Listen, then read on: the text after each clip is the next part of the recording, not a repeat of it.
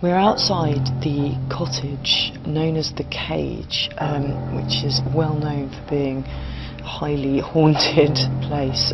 Its previous occupant, Vanessa Mitchell, left after 3 years. She was driven out by the number of ghosts and sort of hauntings that took place.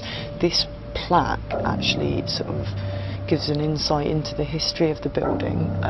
It was formerly used as a prison, and its most famous inmate was a local witch, or I should say a local midwife accused of being a witch, called Ursula Kemp, and she was held here before her trial at Chelmsford, after which she was found guilty of witchcraft and hung.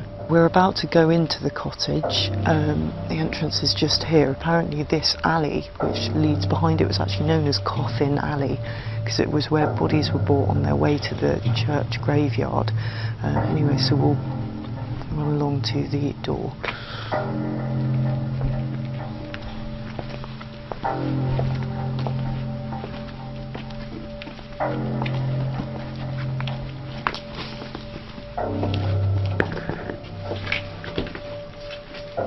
And now we're just approaching the entrance hall, where I know Vanessa, who lived in the house for 3 years, said two friends of hers, when they came round, they actually saw drops of blood appearing on the carpet after they arrived, which obviously scared them a lot.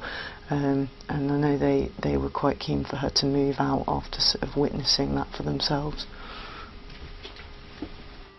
Here to tell us a bit more about it is Vanessa Mitchell, who bought this property believing it could be a dream home for her and her baby son Jesse. But she was forced to move out after 3 years due to the constant hauntings and ghostly activity. We knew straight away, pretty much straight away, something was really wrong with the house. The paranormal activity I experienced when I was living here, to start with, it was a lot of movement. The TV would go up and down, turn on and off, change channels. So the cushions on the sofa would fly off. Lots of noise up and down the stairs, the door handles rattling, doors slamming. The upstairs bathroom taps were always turned on. Just lots of general activity. A Coke can one day whizzed straight off the table. Yeah, just lots of clearly visible activity. This room used to be my bedroom, but we've put children's toys in here because it seemed this room is a lot more active with the child spirits in here. We've got many voice EVPs of the children. One boy in particular is looking for his mama, and he says on there he's looking for his mama, which is heartbreaking to listen to that. But we've got evidence where the latest equipment, where you can see, especially this toy here, an energy, a heat source that is going up and down this toy. The toys are moved around a lot. Sometimes we've kind of just left them there and come back the next day to see, and the toys have been played with. So yeah, essentially it wasn't a child's bedroom, but it seems that they prefer this room more than the other rooms to play in. The final straw was seeing the man standing here near Jessie's cot. I think that was it. All his toys had started going off downstairs, and the house kind of changes. You can feel the energy, and I thought, oh, here we go. And then obviously came a little while later, half an hour later, and saw the man standing here. That was it, because you can't. I didn't want to do that to Jess. He was a baby, and then I thought, whoa, that is a step way too far.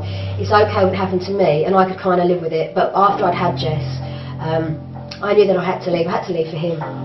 He didn't really react. He was too young. He was a baby. But I did notice sometimes, even at his small age, he'd be looking over and start laughing, or something would catch his attention. And I watched him quite carefully a few times, and I thought, yeah, he's seeing something here. And then I thought again, I need to leave. It's not fair to bring a child. It was bad enough for me, you know, a grown adult. You know, I didn't want to have that happen to him.